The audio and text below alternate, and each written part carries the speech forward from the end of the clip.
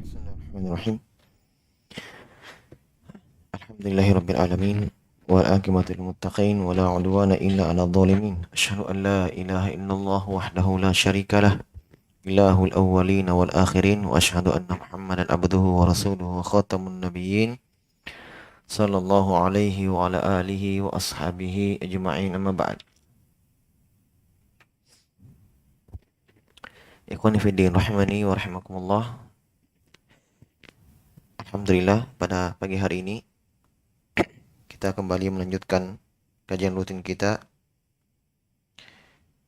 dalam membaca Sittatu Mawadhi'a Minas Sirah. 6 tempat pelajaran penting dalam sirah. Ya, sekarang kita masuk di poin yang terakhir atau tempat yang terakhir dari bagian dari sirah Rasulullah sallallahu alaihi wasallam. Berkata penulis rahimahullahu taala Syekh Muhammad bin Abdul Wahhab, al-mawdhi'us sadisu. Al-mawdhi'us sadisu, tempat yang keenam, yaitu qissatu riddati ba'da mautin Nabi sallallahu alaihi wasallam.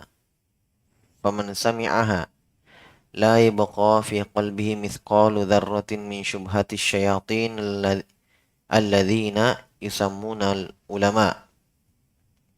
Wa hiya qawluhum hadha huwa syirku lakin yaquluna la ilaha illallah wa man qalaha la yakfur bi syai'.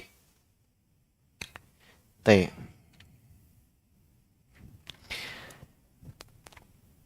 Kata beliau, poin atau titik yang keenam, tempat yang keenam dari bagian dari sirah Rasulullah sallallahu alaihi wasallam, yaitu kisah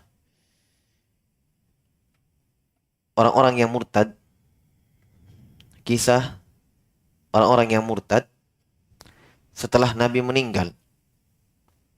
Setelah Nabi meninggal. Ya, dan ini tentunya sirah.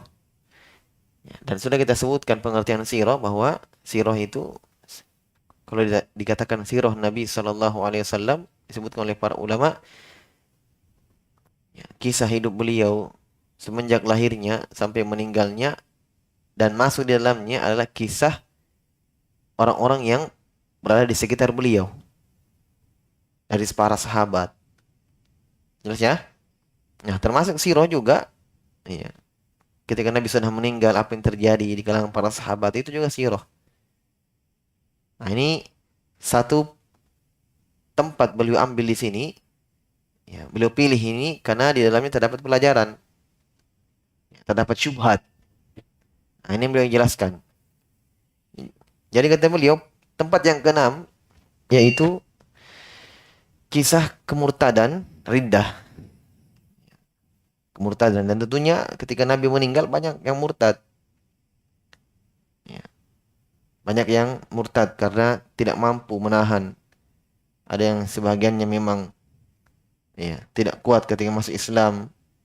Ada yang tidak mampu menahan dengan kepergiannya Nabi Shallallahu Alaihi Wasallam, dan banyak sebabnya. Ya, dan memang ada yang hanya baru masuk Islam saja, belum, ya, belum melaksanakan rukun-rukun imannya. Ya. Maka ketika Nabi meninggal, maka mereka kembali murtad. Ada nanti saya akan jelaskan, ada yang murtadnya dengan mempercayai adanya Nabi setelah Nabi Shallallahu Alaihi Wasallam. Ya.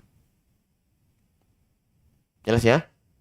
Padahal dari konsekuensi syahadat Muhammad Rasulullah adalah tidak boleh meyakini ada Nabi selain Nabi SAW yang terakhir. Tidak boleh meyakini ada Nabi setelahnya. Kalau dia mengaku dan bersyahadat, saya bersaksi bahwa Muhammad adalah utusannya Allah, ini konsekuensinya banyak. Ada beberapa konsekuensinya. Di antaranya, ia tidak boleh meyakini ada Nabi setelah beliau. Sebab Allah dalam Al-Quran berfirman, Muhammadur Rasulullah walladzi maka Muhammadun aba ahadim min rijalikum walakin Rasulullah wa khataman nabiyyin. Kata Allah Subhanahu wa taala, bukanlah Muhammad itu bapak dari bapak-bapak kalian, tapi beliau adalah, ya, Rasul dan penutup para nabi. Makanya sebab-sebabnya.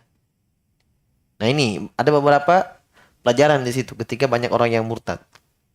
Ya, ketika Nabi meninggal.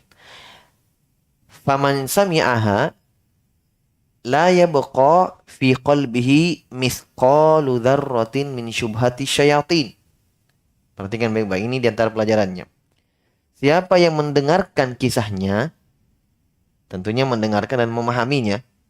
Ya, maksudnya kisah apa? Kisah adanya orang yang murtad setelah Nabi meninggal. Maka tentunya la yabqa, tidak akan tersisa bagi dia dalam hatinya misqalu dzarratin, walaupun sebesar dzarrah, gandum, biji gandum kecil. Iya. Maksudnya kalau memang dia betul-betul memahami sirah itu, dia dengarkan sirahnya, dia baca, dia telah baik-baik. Oh ternyata banyak orang yang murtad setelah Nabi meninggal diperangi oleh Abu Bakar As-Siddiq. Ada yang kembali dari mereka sebahagiannya. Dan ada yang meninggal dalam keadaan murtad. Makanya kata para ulama, Allah menolong agama ini di zaman kemurtadan melalui Abu Bakar As-Siddiq. Maksudnya apa? Ya, Abu Bakar As-Siddiq memiliki peran penting pada waktu itu. Di masa kekhalifahan beliau radhiyallahu anhu, pemerintahan beliau memerangi orang yang murtad. Ya, karena dianggap keluar dari Islam. Kata Nabi, "Man baddala dinahu faqtuluh." Siapa yang mengganti agamanya dalam artian dia murtad, bunuh, perangi dia. Ini yang perintah. Maka Abu Bakar memerangi mereka. Ya. Ada yang bertobat kembali, masuk ke dalam Islam. Maka yang masuk ke dalam Islam ini tetap dikategorikan sebagai sahabat. Jelas?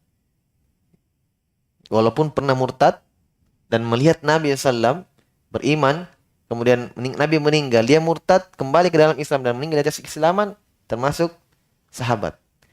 Sebab Al-Hafidz Ibnu Hajar menyebutkan pengertian sahabat, dan ini yang banyak dipakai oleh para ulama.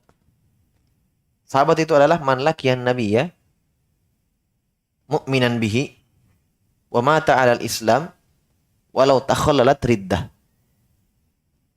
Sahabat itu adalah yang berjumpa dengan Nabi. Ada yang mengatakan yang melihat Nabi, tapi ini diganti kata-katanya. Karena kalau dikatakan yang melihat Nabi berarti nanti tidak masuk sahabat yang buta. Ya. Jadi diganti. Man laqiya, siapa yang berjumpa dengan Nabi walaupun sekali. Jadi sahabat itu tidak harus ada haditsnya dari Nabi, tidak. Yang jelas dia melihat Nabi, berjumpa dengan Nabi SAW walaupun sekali, dan dia beriman kepada Nabi. Ketika dia berjumpa dengan Nabi itu dalam keadaan beriman kepada Nabi SAW. Paham ya?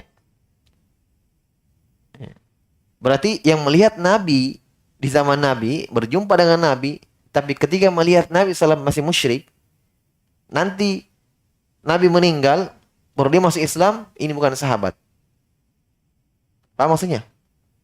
Dia berjumpa dengan Nabi, bahkan mungkin ya ngobrol dengan Nabi, tapi ketika berjumpa itu belum Islam. Masih musyrik. Paham? Nah, Nabi meninggal, baru dia masuk Islam. Ini bukan sahabat. Paham? Disyaratkan sahabat itu berjumpa dengan Nabi dan dalam keadaan beriman kepada Nabi SAW. Wa mata 'alal Islam, dan meninggal di atas keislaman. Walau takhallalat ridda 'ala sahih. Kata Ibnu Hajar, walaupun pernah terselingi dengan kemurtadan menurut pendapat jumhur. Pendapat yang paling kuat. Maksudnya walaupun pernah dia murtad, ya berjumpa dengan Nabi, ya masuk Islam. Ya berjumpa dengan Nabi dalam keadaan Islam. Ya, meninggal Nabi dia murtad. Tapi masuk ke dalam Islam kembali. Meninggal dari keislaman, ini juga sahabat. Paham ya? Ini juga sahabat. Baik. Ya, jadi kata beliau, siapa yang mendengarkan dan mengetahui kisah ini, kemurtadan sebagian orang ketika Nabi meninggal, maka tidak akan tersisa syubhat dalam hatinya. Walaupun sebesar biji dzarrah, biji gandum yang kecil. Syubhatnya siapa? Syubhatnya syaitan-syaitan. Ya. Syubhatnya syaitan-syaitan yang mereka namakan ulama. Berarti syaitan bukan dari kalangan jin, syaitan dari kalangan manusia yang beliau maksudkan. Ya. Dan ini sebagaimana firman Allah Subhanahu wa taala, "Kadzalika ja'alna likulli nabiyyin aduwan syayatinal insi wal jinni yuhi ba'dhum ila ba'd zukhrufal qawli gurura." Kata Allah, demikianlah kami jadikan untuk seluruh para nabi ada musuh-musuh mereka, para nabi. Siapa? Syayatinal insi wal jin. Syaitan dari kalangan ya, jin dan manusia. Ya. Jin dan manusia dan jin. Syayatinal insi wal jin. Jadi ada syaitan dari kalangan jin. Inilah iblis. Ya. Ya. Ada syaitan dari kalangan manusia. Ada syaitan dari kalangan manusia. Syaitan dari kalangan manusia ya musuh-musuh Allah dan Rasulnya. Yang mengajak manusia kepada bid'ah, yang mengajak manusia yang menghalangi manusia dari hidayah. Ya. Yang membuat lari manusia dari hidayah. Ya. Yang membuat manusia membenci agama Allah Subhanahu wa taala. Banyak. Nah, ini mereka punya syubhat terkait dengan orang-orang yang murtad, terkait dengan kisah orang-orang yang murtad. Ada syubhat di situ. Ya, ada syubhat ketika banyak yang murtad di zaman Nabi sallallahu alaihi wasallam. Tapi sebenarnya syubhat ini malah justru bantahan untuk mereka. Nah, inilah Syekh sebutkan di sini sebenarnya. Makanya Syekh katakan kalau dibaca baik-baik itu kisah, difahami adanya yang murtad di zaman Nabi dan diperangi oleh Abu Bakar As-Siddiq, maka tidak akan ada syubhat sebenarnya. Walaupun sebesar biji zarrah. Nah, nanti akan Syekh sebutkan syubhatnya apa sih? Ya. Wahya qauluhum, syubhatnya adalah ucapan mereka, ini ulama-ulama yang mereka anggap ulama, syaitan dari kalangan manusia ini. Hadza huwa syirku. Betul, ini syirik. Syirik betul. Mereka maksudnya melakukan syirik. Yang murtad, ada yang kembali ke kesyirikan, ada yang mengakui adanya Nabi Musailamah al-Kadzab. Betul, ini kekufuran. Ini kata mereka ya ulama. Tapi mereka mengucapkan la ilaha illallah. Paham? Jadi syubhatnya ini kalau orang dengarkan syubhatnya, oh berarti yang penting saya sudah ucapkan la ilaha illallah, selesai. Walaupun saya amalkan apapun yang saya mau amalkan, yang penting saya ucapkan kalimat ini. Paham? Ini syubhatnya. Dan juga bantahan kepada orang-orang murjiah. Bantahan kepada orang-orang murjiah yang ekstrim. Jelas ya? Dimaklumi bahwa ahli sunnah meyakini bahwa iman, ucapan dengan lisan, keyakinan dalam hati, dan amal dengan anggota tubuh. Itu iman. Jelas ya? Tidak dikatakan iman sampai melakukan konsekuensi itu. 3. Diucapkan dengan lisannya, dia bersyahadat dengan lisannya. Saya beriman kepada Allah, asyhadu an la ilaha illallah, asyhadu anna Muhammadar Rasulullah. Diyakini dalam hatinya bahwa betul-betul la ilaha illallah dan diamalkan. Jadi iman itu ucapan dengan lisan, keyakinan dalam hati dan amal dengan anggota tubuh. Jelas ya? Ini pengertian iman. Dan ini kita harus pahami, ikhwan. Dan iman itu bertambah dan berkurang. Nah, orang-orang murjiah yang jatuh masuk ke dalam kesesatan dalam masalah iman, mereka mengatakan orang-orang ekstrimnya murjiah, iman itu cukup dengan lisan saja. Jadi kalau dia sudah katakan saya beriman kepada Allah, selesai. Apapun diamalkan dari dosa, maksiat, bahkan kekufuran sekalipun, tidak ada. Yang penting sudah mengucapkan kalimat itu la ilaha illallah, sudah mengucapkan dengan lisannya, iman, mukmin, sempurna imannya. Jelas ini murjiah yang gulu, murjiah yang ekstrim. Kalau seperti ini dikatakan seorang itu mukmin, beriman, maka tentunya orang-orang munafik pasti beriman. Orang-orang munafik dikatakan mukmin. Ya. Kenapa orang munafik mengucapkan dengan lisannya? Bahkan sholat juga amalan tubuhnya ada, tapi dalam hatinya pun tidak ada. Sedikit pun tidak ada keimanan dalam hatinya walaupun sebesar biji zarrah orang-orang munafik. Makanya kata Allah, innal munafiqina fi dzarkil asfali minan nar. Orang-orang munafik berada di neraka yang paling bawah. Padahal mengucapkan syahadat. Idza ja'akal munafiquna qalu nashhadu innaka rasulullah. Wahai Muhammad, kalau datang orang-orang munafik kepadamu, maka mereka akan mengatakan kamu adalah utusannya Allah. Ini syahadat kan? Kamu adalah Rasul Allah. Dia akan mengakui di depanmu wahai Muhammad dan mengucapkan kamu adalah utusan Allah. Berarti apa ini? Hah? Syahadat. Allah kabarkan bahwa dia akan bersyahadat. Mengakui bahwa kamu adalah Rasul. Dengan lisannya. Tapi apakah ini dikatakan mukmin? Tidak. Ini konsekuensi orang-orang Murji'ah.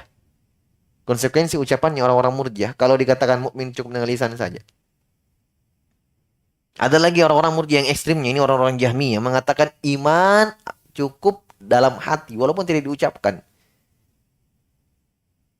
Kalau seorang itu dikatakan mukmin dengan hanya diyakini dalam hatinya, berarti Abu Thalib mukmin. Firaun mukmin. Abu Thalib sudah lewat, ya. Tempat yang keempat. Meyakini dalam hatinya bahwa Muhammad benar. Laula masabbatu wa hadharu. Ya. Laula malamatu wa hadharu masabbatin. Ya kan? Seandainya bukan karena celaan, bukan saya takut karena hinaan, saya akan ikut agamanya Muhammad. Dia benar. Berarti ada dalam hatinya kan? Ya. Hanya apa yang menghalanginya? Asabiyah. Ya.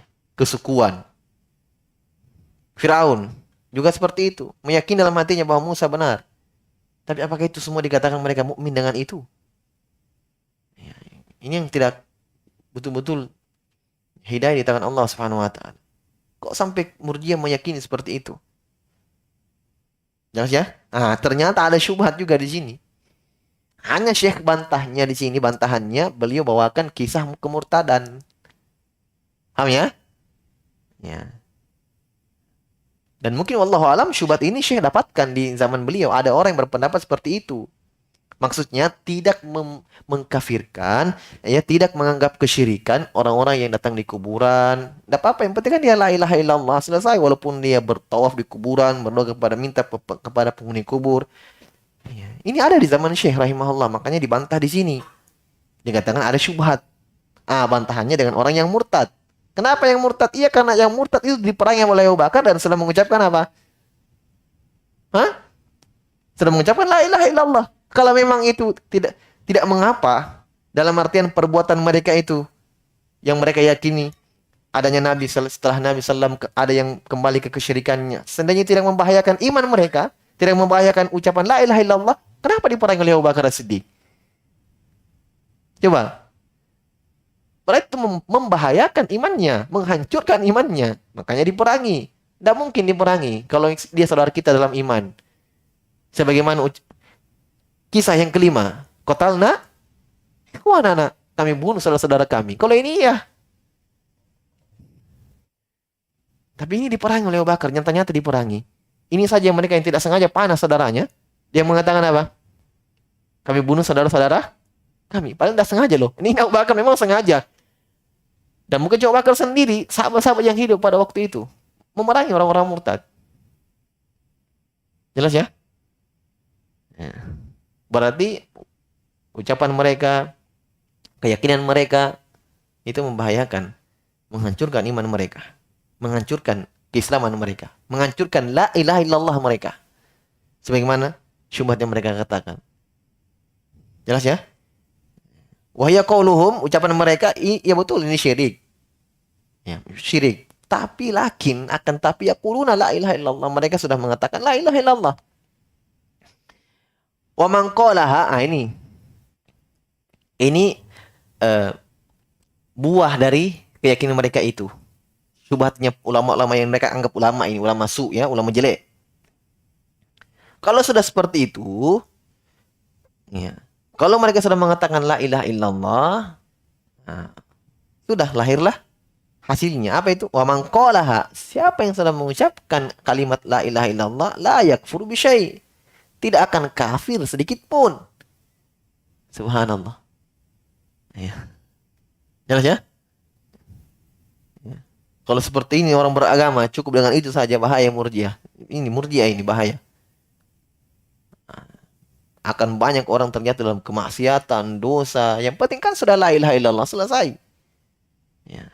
Tidak ada lagi manfaat diturunkannya Al-Quran, diutusnya Rasul. Tidak ada. Yang penting sudah mengucapkan la ilaha illallah, sudah. Ya.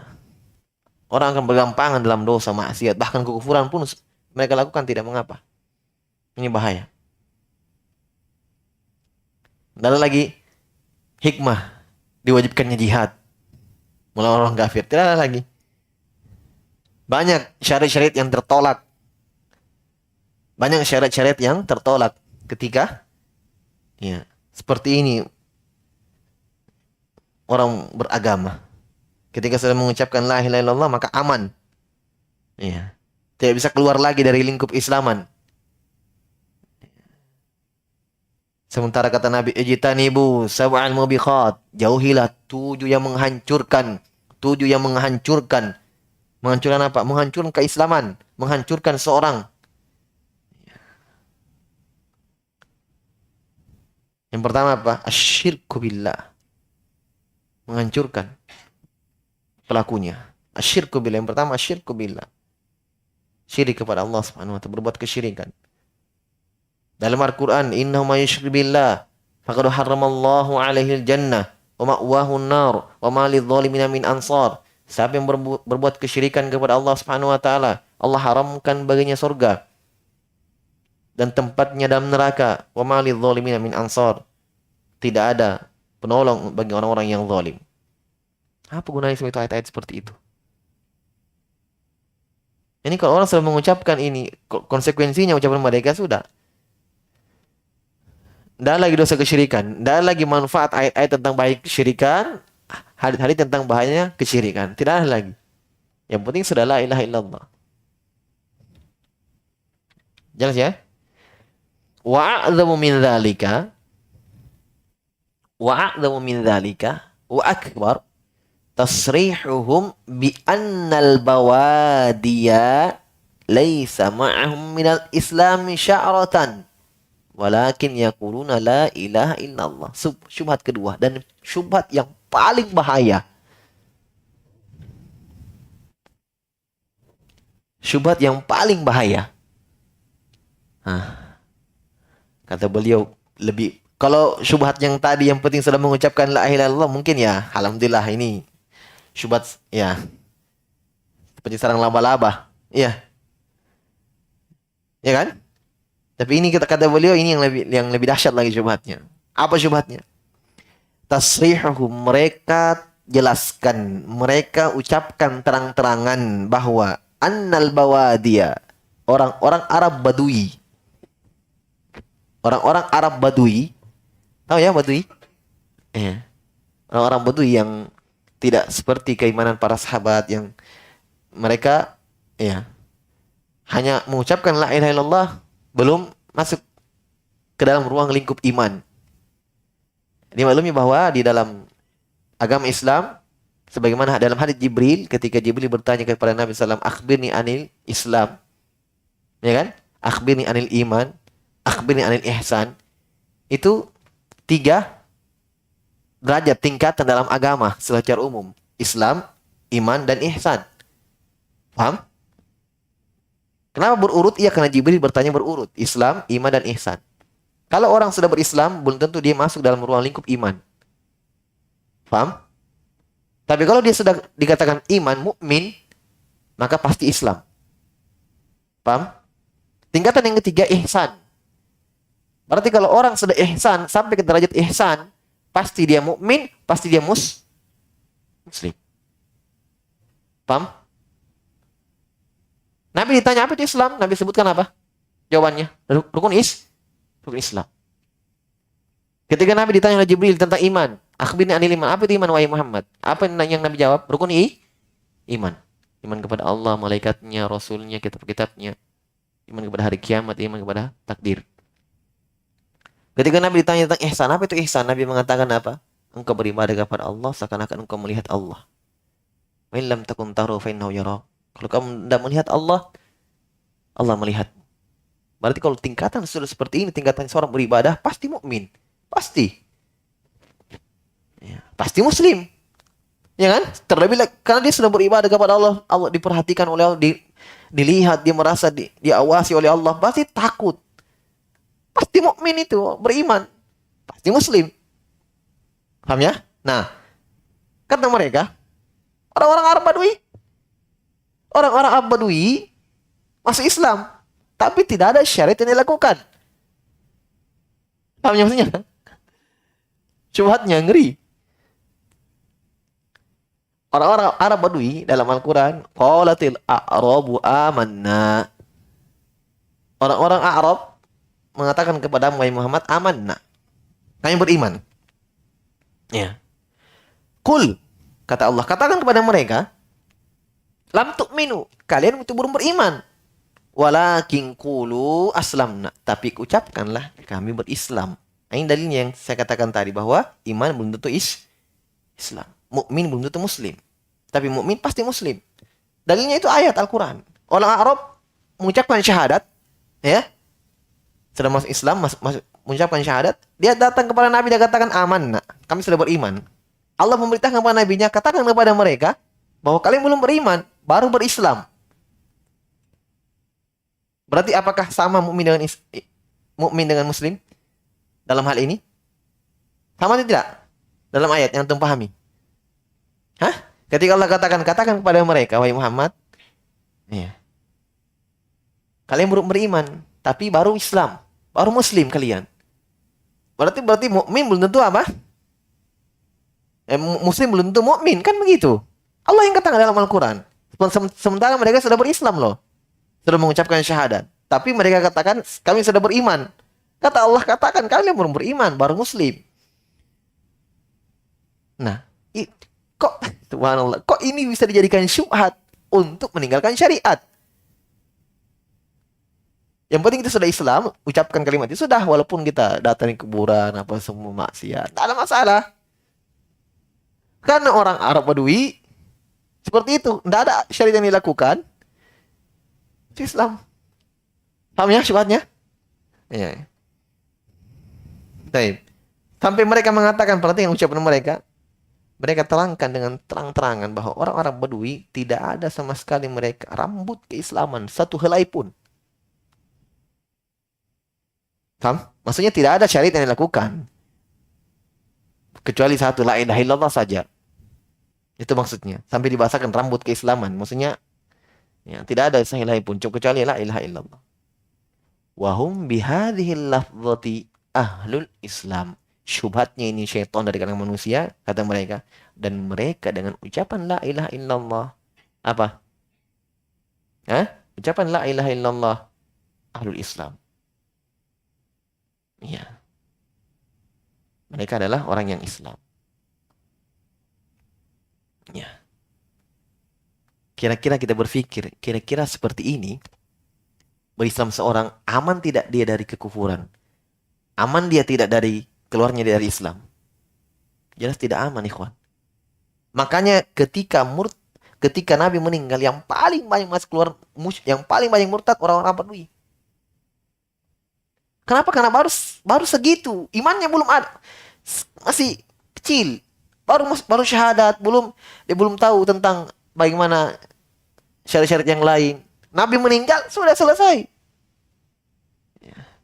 Belum mungkin lagi godaannya, mungkin karena mereka miskin, harta apa, murtad. Paham ya? Murtad. Kembali kepada agama yang dulu mereka. Beda dengan sahabat.